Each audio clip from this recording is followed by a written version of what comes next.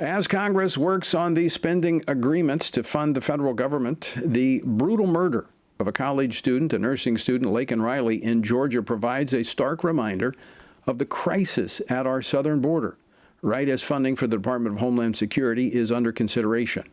Earlier this month, a possible border security agreement was scuttled once details emerged of how little it would actually do to address the crisis at the border. Now, here's a question. Could recent headlines finally spur this administration to address this disaster of their own making? Joining me to talk about this, Todd Bensman, author of the recent book, Overrun, How Joe Biden Unleashed the Greatest Border Crisis in U.S. History. A former journalist of 23 years, he currently serves as a senior national security fellow for the Center for Immigration Studies. Todd, welcome back to Washington Watch. Good to be here. Thank you.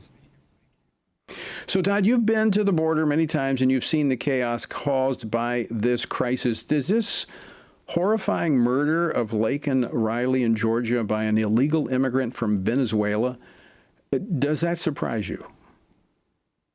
Not at all. We have many hundreds of cases like this in the last few years.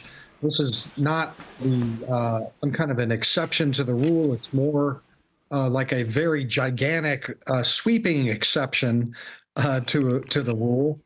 Again, I'll say we don't know the full details of this case. It's still under investigation. Everybody's innocent until proven guilty.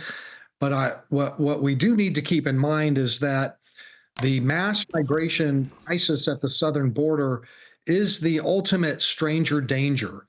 It is virtually impossible to verify criminal histories of even a tiny fraction of all of the millions of people that have crossed in over that border. And that's from countries other than Mexico and Central America. I mean, from throughout the entire world, like right. Iran, Syria, yeah. And under the Biden administration, you're seeing it was prior to the Biden administration, it was primarily countries, in Mexico, Honduras, some of those countries were coming across. Now it's the entire world coming across the southern border. It really is. I mean, we have the greatest percentages in American history coming over that border from 170 countries other than Mexico and Central America. Right now in San Diego, far more Chinese are crossing than Mexicans. We've had 45,000 Chinese cross that southern border in the last 36 months, 350 people from Muslim majority countries who are on the FBI's terrorism watch list, greatest number ever recorded. People coming from every nation on the continent of Africa, including places where there are, tribal, conflicts with atrocities and warlords and, who knows who's coming over that border. They just say, my name is Mickey Mouse, and we let them in. Let me go back to something you said, Todd, because I think it's important. We don't know who's coming in. We don't know their criminal history. And we're not saying that everybody comes across the border is violent. Now, they're criminals because they're illegally coming into the country, so technically that makes them a criminal because they violated the law and coming into the country. Of course, they're caught, they're released and set free.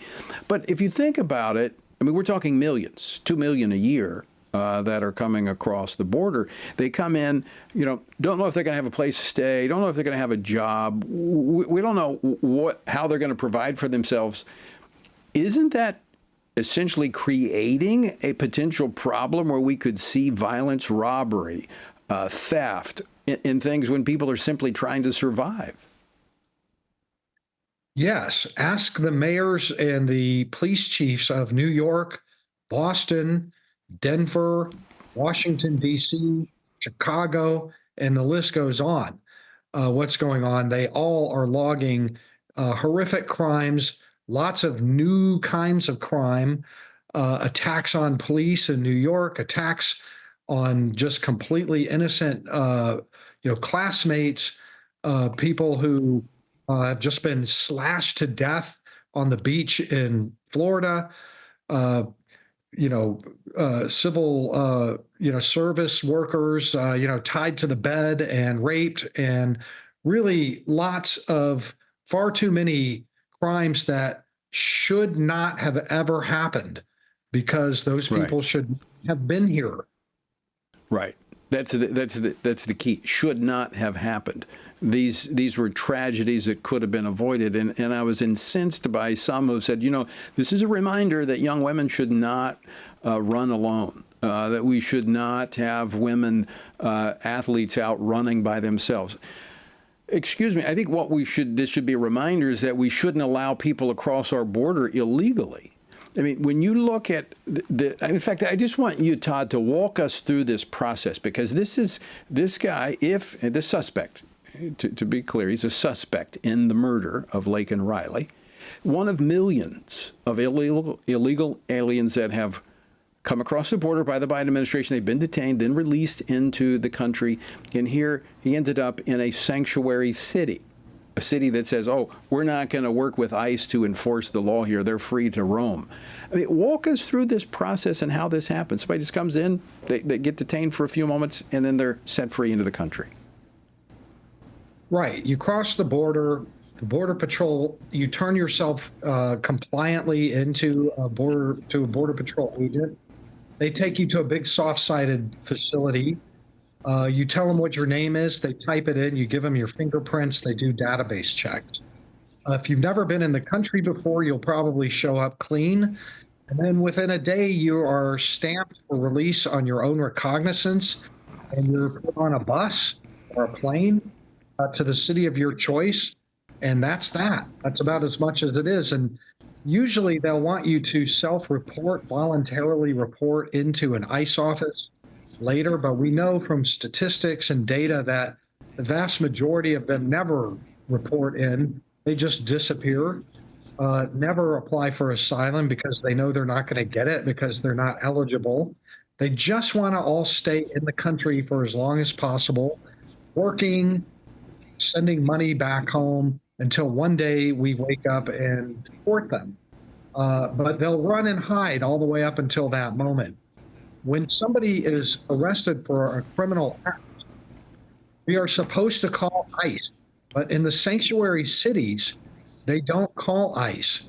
They have a ban on calling ICE. There's nothing more immoral than calling ICE on a criminal arrested in any of these cities. And so as a result, they get released, cashless bail. We've all seen that. And they're free to go do it again and again and again because we tolerate them not calling ICE. Well, this is what happened with this suspect. He was arrested in New York and released. So as they are then just let free to walk through the country, how do they get jobs? How are they able to legally work in the country? It depends. First of all, you don't have to legally work in this country. You can mow lawns. You can work on construction sites. I think this particular individual had a fake green card. It's so easy. Let me count the ways that you can work illegally and fraudulently. Some of them do get temporary work permits that are renewable every 2 years. If you come in on the CBP One app, you schedule your illegal entry, then we'll give you 2 years of work authorization, and you can renew it every 2 years online for like $10 with no vetting whatsoever. If you apply for asylum, you could, in 6 months, qualify for a work permit that will last until you get declined 5 years from now or 10 years from now, in which case you just work illegally. You can work legally or illegally or fraudulently any way you want, or not work at all and just go on the public welfare system and collect checks for as many years as you need checks. Incredible.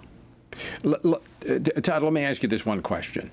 Is there any policy that the Biden administration has put forth that discourages illegal immigration into the country?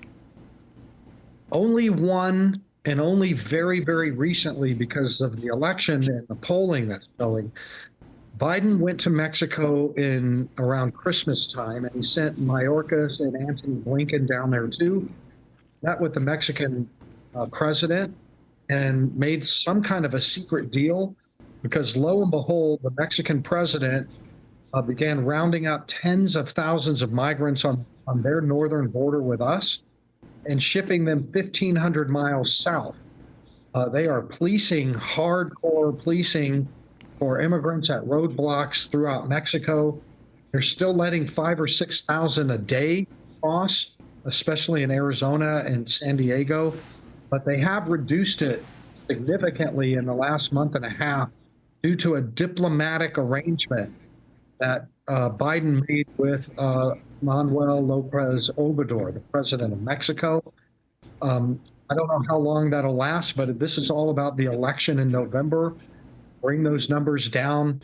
They have brought those numbers from 14,000 a day, 12,000 a day to 5,000, 6,000 a day, just with that one thing, which they could have done 3 years ago at any time. Now, you've talked about the asylum scam and how the whole world is in on this. Tell our viewers and listeners about that. Well, it's sickening, really. I mean, it's just awful. Let's just take one of the big nationalities, Venezuelans. They're one of the largest numerically that have crossed our border. They are all coming in under ostensible humanitarian protection grounds like asylum or CBP 1 humanitarian parole, where they walk them in. But the vast majority of those hundreds of thousands have not been living in Venezuela at all for years. They have been living in safe third countries, prosperous, with residency, with asylum, places like Colombia and Ecuador and Brazil and Argentina, Peru, 15 other countries down there in the Caribbean. And when they heard that the border was open and all you had to do was claim humanitarian protection, all of a sudden, every one of them was throwing their ID cards down on the riverbank and crossing in and saying, I'm coming directly from Venezuela, from the Maduro regime, and persecution. Same goes with Haitians. The vast majority of Haitians that are being allowed into the country, hundreds of thousands, have been living for years and years safely in other countries, and very happily too. They saw the border was open, they rushed it, they threw their ID cards down on the dirt. I've got baskets filled with over here, and then came in and claimed asylum. It's all fraud. It's all built on lies, and nobody is doing one thing at all to enforce our asylum fraud laws. And it's mass asylum fraud going on, and humanitarian protection fraud, mass assembly line fraud going on there, and nobody's doing a thing about it. Todd, very quickly, we only got about 30 seconds left, but you mentioned that they come over here thinking and they get checks, they get money. What benefits are illegal immigrants getting when they come into the country? Everything. 100% support. A lot of this is passed through cash from the federal government to the states, which pass it to the cities. For example, in Chicago, each immigrant is getting $7,000 cash a year for housing. Their food is paid for, their transportation, their school, their clothing, everything is paid for a long time, months and months, from all different sources, not necessarily federal sources, but sometimes state and local. There's charities that are just constantly, nobody is going without any, including free medical care from STEM to third care. We're gonna have to leave it there. It looks like the list is far too long that we can cover in the remaining seconds we've got left. Thanks so much for joining us today.